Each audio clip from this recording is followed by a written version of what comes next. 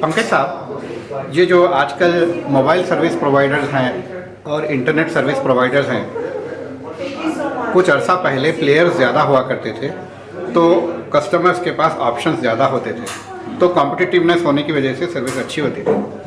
अब ऐसा हुआ है कि प्लेयर्स कम हो गए हैं और जैसा चाहे वो अगर सलूक करेंगे तो कंज्यूमर्स को बर्दाश्त करना पड़ रहा है। ना स्पीड रिलायबल है, ना कनेक्टिविटी रिलायबल है। इसके ताल्लुक से आप क्या कहेंगे? जी, ये मुल्क के लिए बहुत ही ख़राब चीज़ है। वो इसलिए क्योंकि अगर कोई भी मोनोपोली होती है कहीं पर, और ये अभी मोनोपोली नहीं है, इसमें डुओपोली है, ट्रिप्लोपोली है, तीन बड़े आपके प्रोवाइडर्स हैं, और वो अपनी जो उनकी जो बिज़नेस की डिमांड्स हैं, हाँ, वो बिज़नेस के हिसाब से अपना वो व्यापार के हिसाब से वो चलाते हैं उसको, और उससे वो जो है वो चार्जेस है वो बढ़ा देते हैं जब उनको ज़रूरत पड़ती है, और कभी नीचे तो कभी वो हाई नहीं चाहते। हालांकि टेक्नोलॉजी सस्ती होती जा रही है, आपका जो कंज्यूमर बेस है वो बढ़ता जा रहा है। इसका मतलब कि आप पैसे घटा भी सकते हैं, लेकिन वो नहीं। इसका सबसे बड़ा जो उसकी वजह जो है वो ये है कि सरकार के पास में जो एक इंटरवेंशन करने वाले, इनके ऊपर कुछ काबू करने वाली दो बड़ी कंपनियां थी, एक का नाम था MTNL और एक का नाम था BSNL। उन दोनों के ऊपर सरकार ने बिल्कुल भी उनको छोड़ रखा है भगवान भरोसे, दोनों कंपनियों को। दोनों बड़ी कंपनियां हैं, और दोनों कंपनियों, BSNL का जो शुरुआत हुई थी वो इसलिए हुई थी कि गाँवों में, दूर दराज के जो इलाके हैं उनके अंदर वहाँ पर लोगों को सर्विस जो है वो मिल सके टेलीकॉम की। MTNL वो सिर्फ बड़े जो आपके मेट्रोज हैं उसके लिए था। लेकिन अगर हम उठा के देखते हैं उसको, तो दोनों ही जो कंपनियां सरकार की हैं उनका यही हाल है।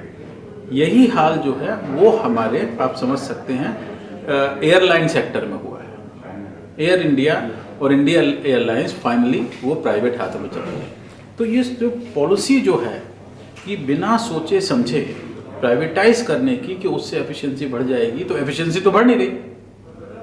आपके टैरिफ जो हैं वो अभी भी हाई हैं, आपकी जो एक्सेसिबिलिटी जो है दूर दराज के इलाकों में अभी कम है। तो उसको सप्लीमेंट करने के लिए, उसको मजबूत बनाने के लिए दोनों कंपनियां थी, और इनके ऊपर जैसे जैसे बोझ ज़्यादा बढ़ता गया उस पर हुआ है।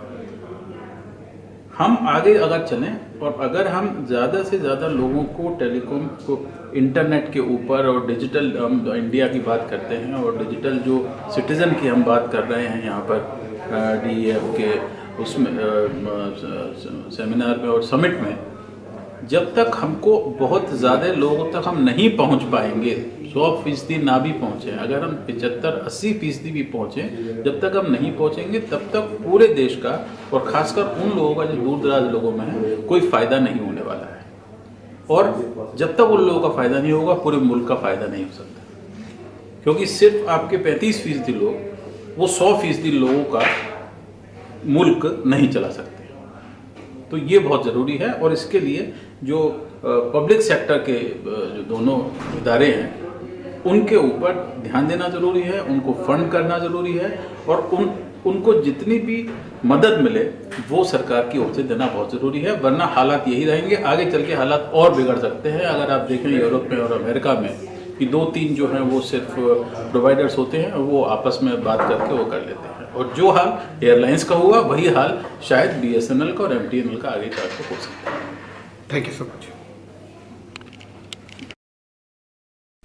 Medina schools, best academic faculty, बेहतरीन डिसिप्लिन, जहां तालीम भी और तरबियत भी। 43 साल से लगातार 100% फर्स्ट क्लास और डिस्टिंक्शन रिजल्ट्स का बेमिसाल record.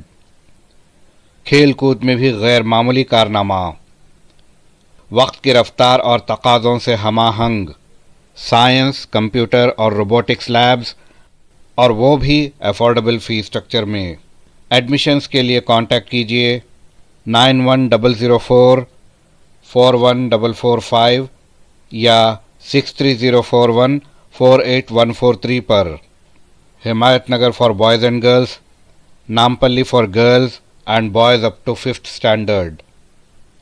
Medina schools, Himayat Nagar और नामपल्ली, हैदराबाद।